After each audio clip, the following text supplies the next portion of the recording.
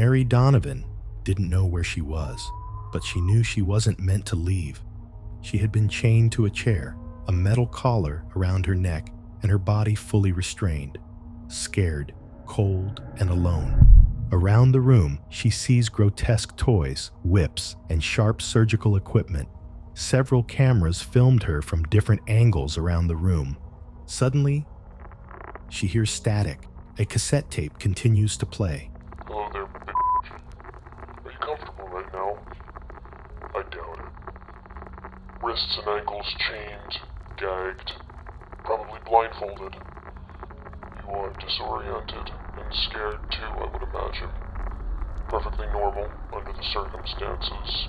She has been abducted by David Parker Ray, the Toybox Killer. And like many of his victims before her, she has almost no chance of escaping this room alive. The man she is about to come face to face with has been a monster in the making from the very beginning.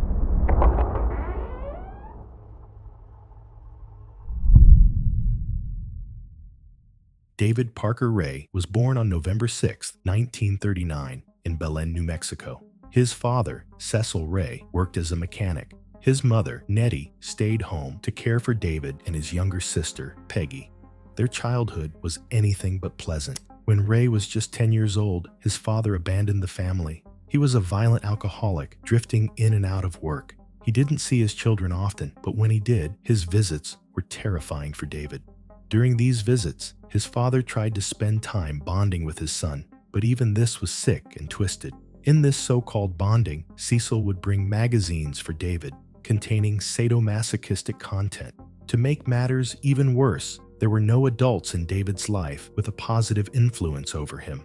Even his own aunt had forced David to have relations with her and involved him in her twisted fantasies. After his father abandoned the family, his mother couldn't financially support the children, and they were sent to live with their strict grandparents, Russell and Dolly Parker, on a small ranch. Russell enforced harsh rules, and any misbehavior was met with violent beatings.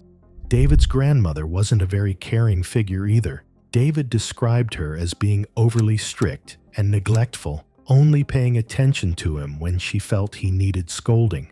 It's no surprise that David spent most of his time roaming around the ranch alone, desperately looking for a way out of his miserable home life. Looking for things to do, David began to search the junkyards, looking for old engines. Impressively, at his young age, he was able to take the engines apart and put them back together again like nothing. For a moment there, it looked like he had found his thing, something he was truly gifted at, a passion. But unfortunately, it didn't take him long to move the focus of his ingenuity onto something much more sinister. Around this time, David started journaling. He began to write about violent sexual desires and even started sketching ideas for inventions designed to inflict pain for these fantasies. Shockingly, he even described how he had planned to capture a woman to test these sick inventions on. David said that his fantasies had started when he was only 10 years old, when he once imagined assaulting and harming young girls his age with a beer bottle. Unfortunately, his fantasies only got worse from there. David attended Mountain Air High School in Mountain Air, New Mexico, and like with everything else in his life to that point, he was unable to escape mental and physical torment. He was bullied relentlessly. Other boys mocked him for his short stature and pushed him around. David was also extremely shy around girls and was known to turn red and flustered the moment one even spoke to him, further fueling the teasing. He never stood up for himself. Instead, he was known to sit by and take whatever harassment and attacks came his way. No one could have ever predicted what was going on outside the schoolyard. Spending most of his time alone with no one to talk to, David felt social isolation and violent resentment towards the world. He turned to alcohol and drugs, looking for a way to cope, and of course, continued to let his violent imagination fill the pages of his journals. When David was 14 years old, his sister came across one of his journals describing his disturbing sexual fantasies involving the capture, torture, and murder of women. Understandably, she no longer wanted anything to do with him after making this discovery. He was now even more alone. After graduating from high school, Ray enlisted in the United States Army, where he served honorably as a general mechanic. Following his discharge, he worked as a park ranger in the Elephant Butte State Park. He was known by his co-workers to be a rather chill guy. He was charming, quiet, and known to be the guy to go out of his way to do favors for others. This was the facade he put up to the public, but behind closed doors, he was building something terrifying, something that would soon become infamous. In the early 1990s, David poured his time and money into what would become the culmination of all his sexual rage and desires. He began converting a white cargo trailer parked beside his home. These were no minor renovations either. He spent over $100,000 customizing it. Inside, he installed soundproof insulation in every wall. At the end of the room, a gynecological chair with stirrups was drilled into the floor, wired to electrical probes powered by a generator, which he could use to shock his victims. Suspended above the chair was a rack of harnesses, pulleys, and trusses, all with restraints. There was also a mirror on the roof, forcing the women to watch the sickening acts being committed against them. Around the room, surgical instruments, whips, clamps, saw blades, syringes, and sex toys that were modified to inflict pain lined the walls. Even more of these instruments hung from the ceiling. There was also a 7-foot coffin equipped with restraints and ventilation holes where David confined his victims. The walls were covered in diagrams of female anatomy, bondage positions, and torture techniques. Cameras were installed to record everything, all within an unassuming, simple, white trailer. To the average person, just another utility trailer in the desert town of Truth or Consequences, New Mexico. To David Parker Ray, it was a fully equipped torture chamber, ready to finally make David's twisted dreams a reality. He wrote detailed scripts to read to his victims, recording them on tapes to be played while the victim would first wake up from a drugged kidnapping. He called the trailer the Toybox and referred to himself as the Dungeon Master. But to carry out his master plan of sadomasochistic violence, he did not work alone. David married and divorced 4 times and had 2 children, a son named David Jr. and a daughter named Glenda Jean Ray, who he called Jessie. It wouldn't be long until another love interest would walk into David's life. This one would be named Cindy Hendy. Cindy also grew up in a nightmare life. She was born on February 6, 1969, in Seattle, Washington. Throughout her childhood, she was physically abused by her stepfather. At 11 years old, she finally got the courage to tell her mother, but she refused to believe her and eventually kicked her out at only 12 years old. From that point, Cindy would call the streets her home and even started dealing and doing cocaine, which eventually led to her arrest in 1997. Soon after, she left Seattle for New Mexico, where she ended up finding herself in even more trouble, spending 30 days in jail and ordered to fulfill community service hours. This led her to completing these hours at Elephant Butte State Park, where Cindy and David met for the first time. They hit it off immediately and became regulars at the Blue Water Saloon, where they would spend hours talking. Cindy and David shared a common interest. They both shared love and fantasies for violent sadism, mutual feelings they would finally begin to act on. By January 1999, Cindy moved into David's house, even though they had only known each other for 8 months. This is when their rampage began. Together, they began abducting women, one by one. Sometimes, they lured victims by pretending to need help. Other times, David posed as an undercover police officer making an arrest. Most of their targets were addicts and prostitutes, people that would likely not be missed if they disappeared. Victims that were lured and trapped were brought to the trailer, drugged, and then restrained. Many times, they were trapped and tortured for days, then never seen again. Along the way, David met accomplices who he would call playmates, including his own daughter Jessie, who would help lure women to their home.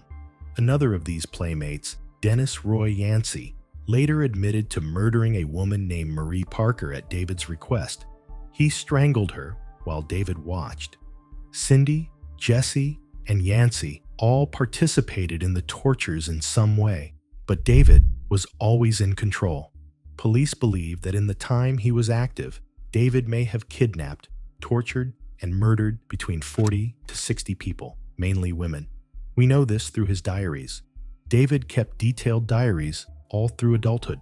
In the diaries, he recorded his crimes, including dates, times, locations of kidnapping, and the victims with detailed descriptions of their stay and the torture he inflicted upon them. He also wrote whether he let them go or if he murdered them, but he never wrote where he put the bodies. To this day, no bodies have ever been found in this case. He lived next to a large desert and one of the largest man-made lakes in the United States, a perfect location for making bodies disappear. David Parker Ray had the perfect setup, a location where a victim's escape was near impossible, and a dumping ground steps away, where they'd be discarded and never seen again. However, against all these odds, one woman would end his decades-long murderous rampage.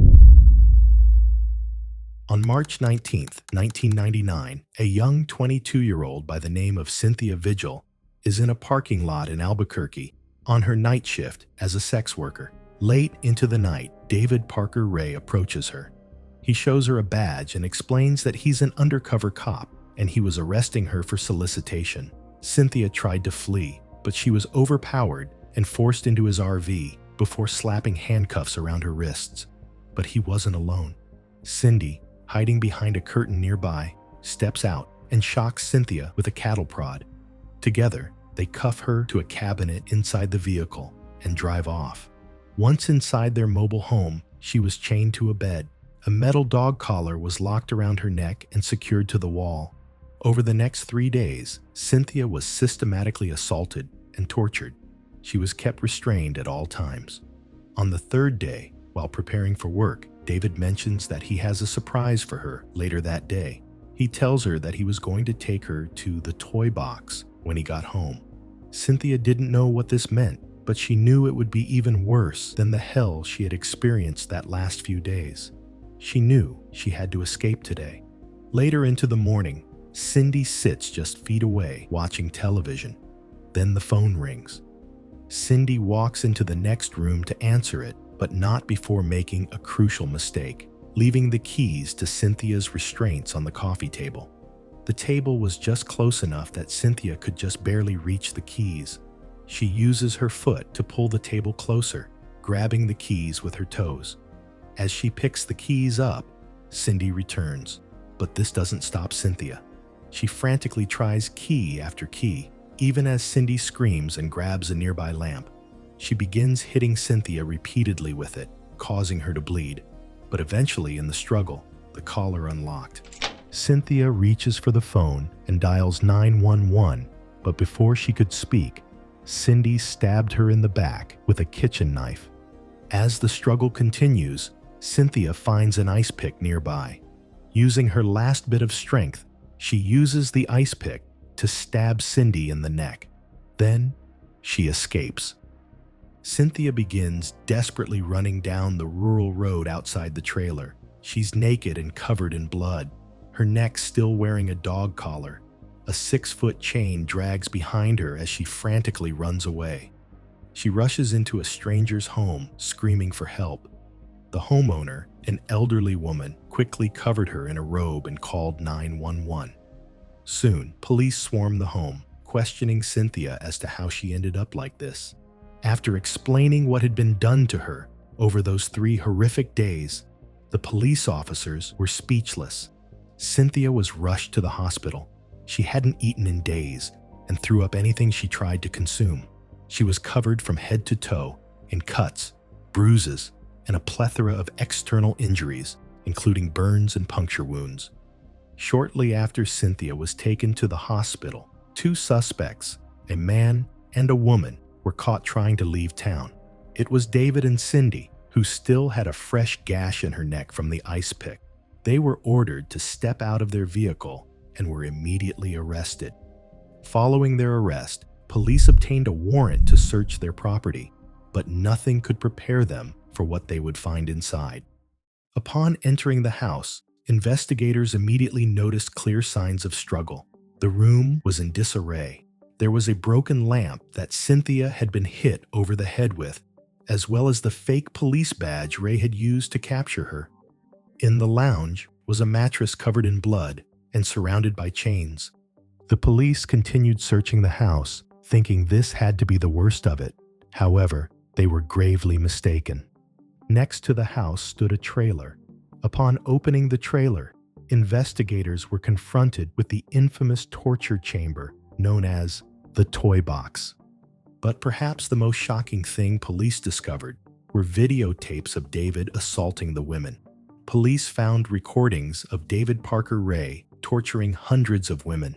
Alarmingly, in these videos, he also confessed to killing several. David recorded every single victim and would sell the footage for substantial sums of money. The horrors of the trailer were so extreme that some officers became physically ill and had to rush outside. In fact, 36-year-old Patty Rust, an investigator, was assigned the task of drawing out and documenting everything they had found. After 5 intense days, she was told to rest and go home to Texas. Tragically, that night, the trauma of what she had witnessed overwhelmed her, leading her to take her own life. Not long after David and Cindy were arrested, another victim, Angelica Montano, came forward with a story similar to Cynthia's.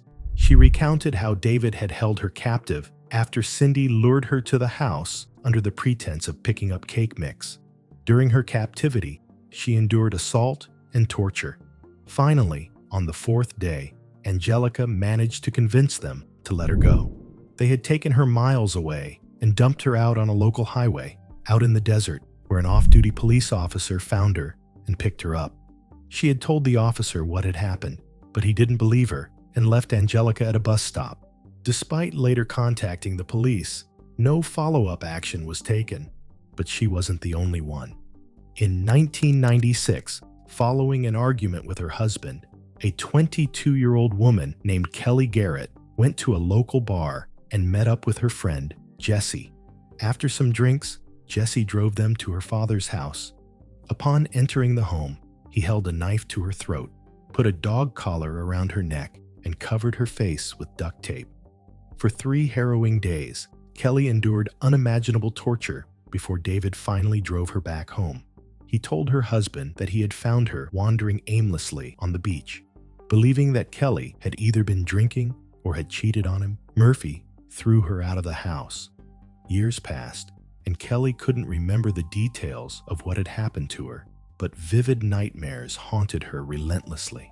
Her husband had left her, but when her former mother-in-law saw the news, she feared Kelly might have been one of his victims.